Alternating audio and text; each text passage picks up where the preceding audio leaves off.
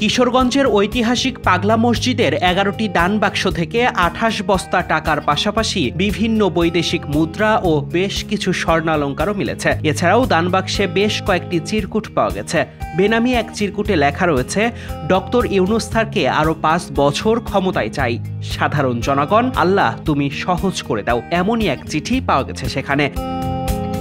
শনিবার সকাল ৭টায় পাগলা মসজিদে ১১টি দানবাক্স খোলা হয়। এ সময় বিপুল সংখ্যক সেনাবাহিনী, পুলিশ ও আনসার সদস্য উপস্থিত ছিলেন। এবার দানবাক্স খুলে ২৮ বস্তা টাকা পাওয়া যায়। মসজিদ ব্যবস্থাপনা কমিটির সদস্য এবং মসজিদ কমপ্লেক্সে অবস্থিত মাদ্রাসা ও এতিমখানার শিক্ষক শিক্ষার্থী সহ প্রায় ৪ শতাধিক জনের একটি দল টাকা গণনার কাজে অংশ নিয়েছিল। কিশোরগঞ্জের জেলা প্রশাসক ও পাগলা মসজিদ পরিচালনা কমিটির সভাপতি ফৌজিয়া খান ও পুলিশ সুপার মোহাম্মদ হাসান চৌধুরী, অতিরিক্ত জেলা ম্যাজিস্ট্রেট ও দানবাক্স খোলা কমিটির আহ্বায়ক জেসমিন আক্তার, রূপালী ব্যাংকের এজিএম মোহাম্মদ আলী হারিসি ছাড়াও এ সময় বিপুল সংখ্যক সেনাবাহিনী, পুলিশ ও আনসার সদস্য উপস্থিত ছিলেন। Desk report, news now 24।